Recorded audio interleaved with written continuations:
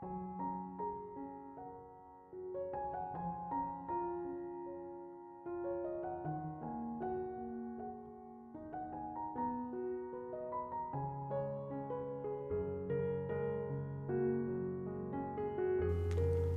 Ibu, saudara-saudari, adik-adikku yang terkasih, Shalom, berkah dalam. Apa kabar hari ini? Kasih karunia Tuhan senantiasa menyertai semua perjuangan hidup kita. Kembali pada hari ini saya mengajak Anda untuk mendengarkan firman Tuhan. Kita siapkan hati kita. Tuhan bersamamu dan bersama rohmu. Inilah Injil Yesus Kristus menurut Santo Lukas, dimuliakanlah Tuhan. Sekali peristiwa datanglah Yesus di Nazaret tempat ia dibesarkan. Seperti biasa pada hari Sabat ia masuk ke rumah ibadat. Yesus berdiri hendak membacakan kitab suci, maka diberikanlah kepadanya kitab Nabi Yesaya. Yesus membuka kitab itu dan menemukan ayat-ayat berikut. Roh Tuhan ada padaku, sebab aku diurapinya untuk menyampaikan kabar baik kepada orang-orang miskin, dan aku diutusnya memberitakan pembebasan kepada orang-orang tawanan, penglihatan kepada orang-orang buta, serta membebaskan orang-orang yang tertindas. Aku diutusnya memberitakan bahwa tahun rahmat Tuhan telah datang. Kemudian Yesus menutup kitab itu dan mengembalikannya kepada pejabat. Lalu ia duduk, dan mata semua orang dalam ruang rumah ibadat itu tertuju kepadanya. Kemudian Yesus mulai mengajar mereka, katanya, "Pada hari ini, genaplah ayat-ayat kitab suci itu pada saat kalian mendengarnya." Semua orang membenarkan Yesus. Mereka heran akan kata-kata indah yang diucapkannya. Lalu mereka berkata, "Bukankah dia anak Yusuf?" Yesus berkata, "Tentu kalian akan mengatakan pepatah ini kepadaku, 'Hai tabib, sembuhkanlah dirimu sendiri. Perbuatlah di sini di tempat asalmu ini segala yang kami dengar tentang yang terjadi di Kapernaum.' Yesus berkata lagi, 'Aku berkata kepadamu, sungguh, tiada nabi yang dihargai di tempat asalnya. Aku berkata kepadamu, dan kataku ini benar. Pada zaman Elia terdapat banyak wanita janda di Israel, ketika langit tertutup selama 3 tahun dan 6 bulan, dan ketika bahaya kelaparan yang hebat menimpa seluruh negeri. Tetapi Elia diutus bukan kepada salah seorang dari mereka, melainkan kepada seorang wanita janda di Safrat di tanah Sidon. Dan pada zaman Nabi Elisa banyak orang kusta di Israel, tetapi tiada seorang pun dari mereka yang ditahirkan, selain Naaman orang Syria itu." Mendengar itu sangat marahlah semua orang di rumah ibadat itu. Mereka bangkit lalu menghalau Yesus keluar kota dan membawa dia ke tebing gunung tempat kota itu terletak untuk melemparkan dia dari tebing itu. Tetapi Yesus berjalan lewat tengah-tengah mereka lalu pergi. Demikianlah sabda Tuhan.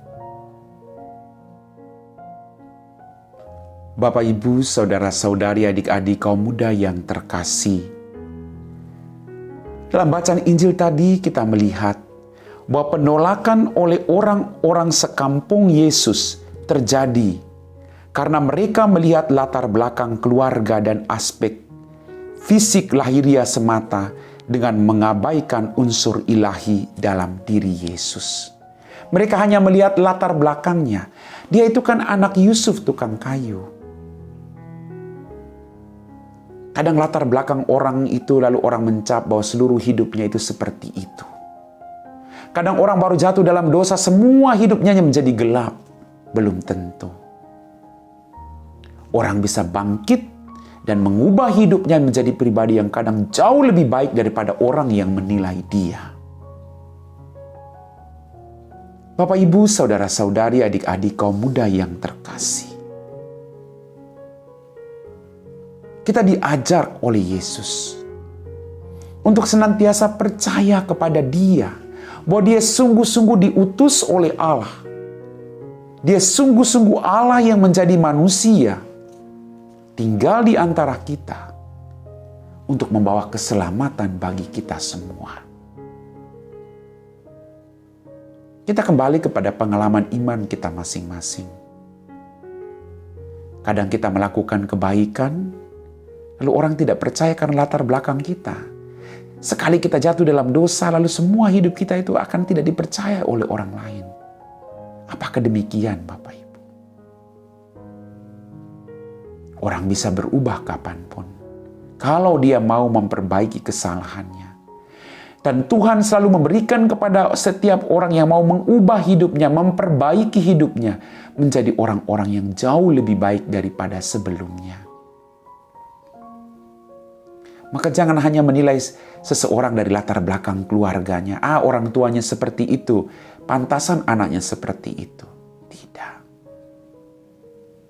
Masing-masing orang punya kualitas hidup yang berbeda.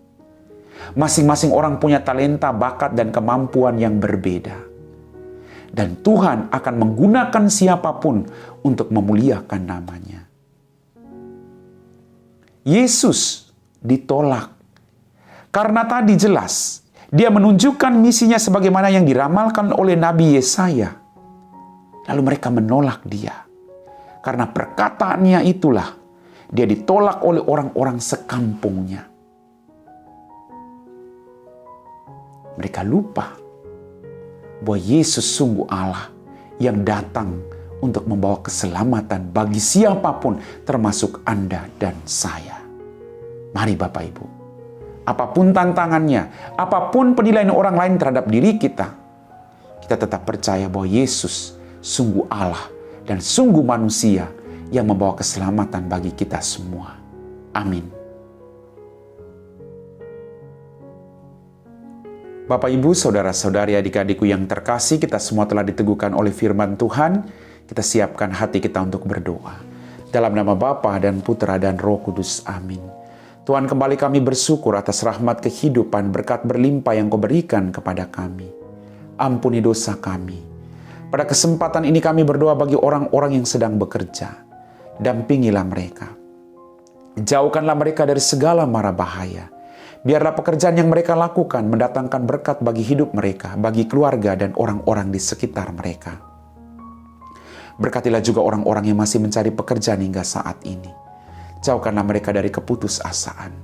Berikanlah mereka pekerjaan sesuai dengan apa yang mereka rindukan. Kami puji Engkau Bapa, kini dan sepanjang segala masa. Amin. Tuhan bersamamu dan bersama rohmu. Semoga kita sekalian diberkati oleh Allah yang Maha Kuasa, Bapa dan Putra dan Roh Kudus. Amin.